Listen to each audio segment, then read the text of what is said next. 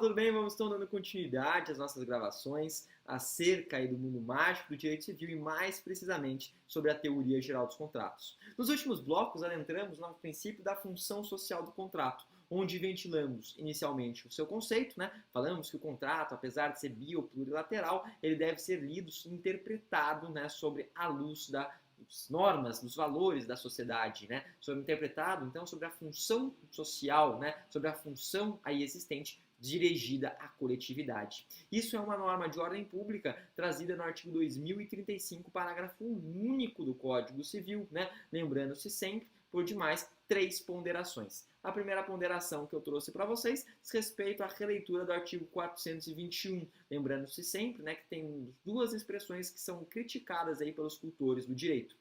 Primeira expressão, liberdade de contratar, porque essa liberdade ela é muito mais ampla, né? Ela abarca também a liberdade contratual aí vigente, existente dentro da autonomia privada. E a segunda, falar liberdade de contratar decorre, né? Ou seja, em razão, né, da função social. Não é em razão da função social, é em razão da autonomia privada, até mesmo porque ela é um substrato desse princípio. A função social ela serve de limite. De qualquer forma, fomos além e entramos aí na nossa segunda ponderação. A segunda ponderação diz respeito à eficácia. Lembrando que essa eficácia pode ser interna, onde nós nos encontramos, e pode ser externa. Da eficácia interna, trouxemos para vocês a eficácia existente entre as partes, mas não nos esquecendo que, apesar do contrato ser celebrado entre as partes, se houver algum dispositivo, né, alguma cláusula que lese interesses da sociedade, que lese interesses da coletividade, essa cláusula ela será ineficaz, né? Ou seja, ela não terá, então, alguma aplicabilidade. Dentro disso, no bloco passado, trouxe com vocês, ventilamos com vocês o que? 3 exemplos. E por que 3? Porque 3 é mágico, porque 3 é holístico, porque 3 é Pai, Filho e Espírito Santo, Isosiris e Horus, Eusates e Poseidon. O primeiro exemplo diz respeito aí, né, a uma vilipêndio, né, ou seja, uma inobservância acerca da dignidade humana. Em outras palavras, se você, na verdade, não observa alguma norma decorrente da dignidade humana da pessoa, é óbvio que essa norma, então, ela não terá nenhum tipo de aplicabilidade. O segundo exemplo que nós trouxemos, aí supesa principalmente aquelas normas de caráter ilícito, né? Ou seja, que tragam em seu cerne, em seu âmago, em seu bojo, o quê? Uma certa ilicitude do objeto. E aí ventilamos o artigo 166, inciso 2º do Código Civil e falamos da súmula 302 do STJ. E o terceiro exemplo que ventilei com vocês diz respeito que uma leitura, né, do contrato sempre trazendo uma proteção mais vulnerável ao contratante, né, ou seja, ao aderente. E isso se encontra esculpido e talhado no artigo 423, principalmente, né, e 424 do Código Civil. A partir de agora, quero trazer com vocês outros 2 exemplos. Outros 2 exemplos ainda relacionados à eficácia interna, mas 2 exemplos extremamente importantes, 2 exemplos extremamente relevantes. Não por outra razão, deixei para falar deles em bloco apartado, né? Quais são esses outros exemplos? Quarto exemplo, então. Quarto exemplo, ele seria o que? A vedação ao desequilíbrio contratual. Então, quarto exemplo, vedação ao desequilíbrio contratual. Mais uma vez, vedação ao desequilíbrio contratual. Prof, temos outra terminologia? Claro que temos, né? Vedação à onerosidade excessiva. Então, temos a vedação aí, né, ao desequilíbrio contratual ou vedação à onerosidade excessiva.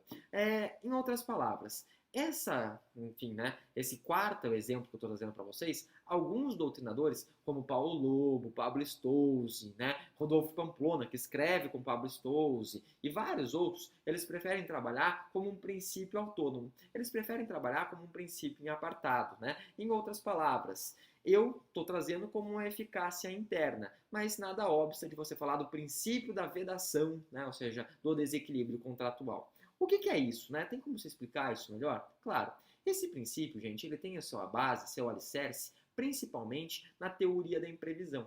Essa teoria da imprevisão fala assim, olha, em algumas situações que surgem aí, né, um caso fortuito, força maior. Lembrando, qual que é a diferença de caso fortuito e força maior? alguns doutrinadores nem diferenciam, porque eles falam que os efeitos, né, são exatamente os mesmos. Mas caso fortuito é aquele caso propriamente dito, né, onde o sujeito ele não prevê, né, ou seja, ele não teve a previsão daquele caso, surgiu de inopino. E força maior? Força maior, exemplo, pandemia, né? A gente já tinha a previsão da pandemia desde o final aí do ano de 2019, né? Do COVID, SARS-2 da Covid-19. Acontece, contudo, entretanto, todavia, que mesmo tendo essa previsão, né, por força maior, nós não conseguimos obstar as consequências, né, decorrentes dessa pandemia existente, né, que impõe aí um distanciamento social justo, necessário, né, até mesmo para salvaguardar as vidas das pessoas. De qualquer maneira, são situações aí que surgiram, né, ou seja, a teoria da imprevisão, não eram previstas, ninguém queria elas, mas elas aconteceram.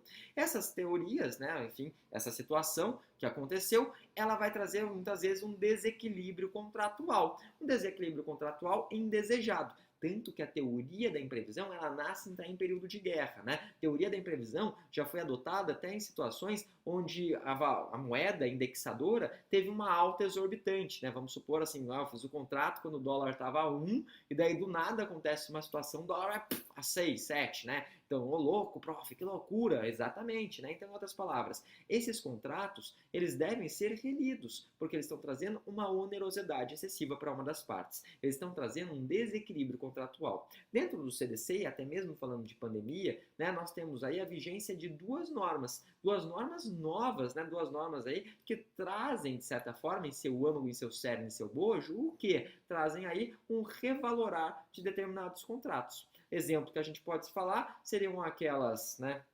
empresas que prestam algumas atividades voltadas para eventos. Tivemos inicialmente a medida provisória de número 948 e depois se tornou aí a Lei 14.046 de 2020. Essa Lei 14.046 de 2020 diz o seguinte, olha, aqueles eventos, né, que já estavam mais ou menos com a data agendada, eles se forem adiados ou forem cancelados, né, por determinado momento, ou seja, ele não obsta aí, ou seja, impede, obviamente, para ser mais preciso, o que? A devolução dos valores que já foram pagos. Por quê? Porque muitas vezes a pessoa, né, ou seja, o chefe lá, a pessoa que está realizando esse empreendimento, essas festas, ele já teve gastos com a locação do local, já teve gastos aí com a contratação da banda. Então, se ele está adiando, né, ou seja, o evento, não tem como você, obviamente, restituir, não tem, obviamente, né, como ele devolver esse dinheiro, né, se a data, então, estiver agendada para um momento futuro. Essa é a ideia, por exemplo, da Lei 14.046, que trouxe uma releitura de contratos já existentes. E o outro exemplo que a gente pode trazer é a Lei 14.304, salvo engano. Essa Lei 14.304, ela fala acerca daquelas pessoas que compraram viagens, né? Ou seja, eu comprei uma viagem, eu quero aí desfazer o negócio, quero a devolução do meu dinheiro. Pode, né? Pode sim, só que lembrando que daí as agências aéreas, elas têm até o prazo de 31 de outubro de 2021, exemplo, de acordo com essa Lei 14.046, para quê? Para fazer essa eventual devolução. E elas ainda podem sugerir, né, ou seja, a devolução em dinheiro, são 12 meses contados da data da viagem, né? E, obviamente, eles ainda colocam o quê? Que a empresa aérea pode ofertar, inclusive, créditos. Fala assim, ó, te dou créditos ao invés de devolver o dinheiro. E o consumidor, ele elege, uma vez que a interpretação deve ser sempre mais favorável ao consumidor. O consumidor escolhe, nos mesmos moldes do artigo 18, né, da Lei 8.078 de 90, quando fala aí de vício de produto. Se eu tenho um vício de produto, né, ou seja, eu reclamo com o vendedor, ele tem 30 dias, tem que ajustar. Se ele não ajusta esse vício do produto, né, ou seja, o consumidor, ele pode eleger três coisas, ou seja, desfazimento do negócio, abatimento do preço ou substituição por outro de mesma qualidade e tudo mais. De qualquer maneira, né, isso daí é um exemplo de desequilíbrio contratual, isso é um exemplo de vedação, né, dessa onerosidade excessiva que vai sopesar, que vai recair para uma das partes. Prof, temos uma outra situação? Temos ainda uma outra situação, um outro exemplo a ser pontuado, um outro exemplo a ser trazido, né? Que seria o princípio da conservação contratual. Se a gente for ver, né, de certa forma, a vedação, né, a vedação que a gente fala do desequilíbrio é justamente para conservar o contrato existente, né? E isso está no enunciado de número 22 da primeira jornada, porque a ideia é sempre a preservação do contrato, a ideia é sempre a manutenção do contrato. Não por outra razão, né, como exemplo dessa conservação contratual, surge a teoria do adimplemento substancial, né? Teoria que chama direito norte-americano, né? O direito anglo-saxão, que chama substancial performance, né? Ou seja, qual que é a ideia disso? A ideia é a seguinte: vamos supor que nós temos aí um contrato celebrado entre duas partes. Tudo bem, até aí tudo tranquilo esse exemplo, né? Uma parte compete o pagamento e a outra parte a contraprestação de um serviço. Tudo bem, faz parte dessa dinâmica, a dinâmica mais usual dentro do âmbito dos contratos. Então eu viro e falo assim: olha, eu te pago o carro, né, em tantas parcelas, eu te pago um carro em tantas prestações. E o vendedor fala assim: nossa, tudo tranquilo, né, mais do que so far so good, então eu te vendo o carro, você está me pagando essas prestações. Beleza. Se uma das partes descumpre, né, vamos supor, o pagador ele deixa de pagar, né, poderia surgir aquela teoria, que é a teoria, né, que a gente vai falar assim: olha, né, uma das partes não está cumprindo, se uma das partes não está cumprindo, vamos fazer o quê? O chamado desfazimento do negócio. Tudo bem. Só que qual que é a ideia dessa teoria, né, aí voltada principalmente, né, para essa área da conservação? Fala assim: não, mas calma aí, esse sujeito, né, que está fazendo o pagamento, ele já pagou 90% do carro. Como que o outro sujeito vai agora virar e falar assim: olha, contrato não cumprido, exceptio, né? Aí a teoria da exceptio, né, no adimplete contratos. Como que ele vai alegar o desfazimento do negócio com a devolução dos valores, sendo que o cara já pagou 90% do valor? Que putaria é essa, né? Ele teve uma dificuldade de pagar os 10%, né, aí restantes. Então, por essa teoria, né, que a gente chama teoria do adimplemento substancial, o contrato ele deve ser mantido. O contrato deve ser, na verdade, continuado dentro dessas situações excepcionais, mesmo que uma das partes não, aí, enfim, observe a completude daquilo que estava previamente avançado. Em outras palavras, em outros dizeres, então, né, temos aí todos os exemplos relacionados ou dirigidos à eficácia interna, né, dentro dessa teoria geral dos contratos. No próximo bloco falaremos aí, né, da eficácia externa da função social. Até lá, deixo para vocês um forte abraço, como sempre, excelentes estudos. Até mais, gente. Tchau, tchau.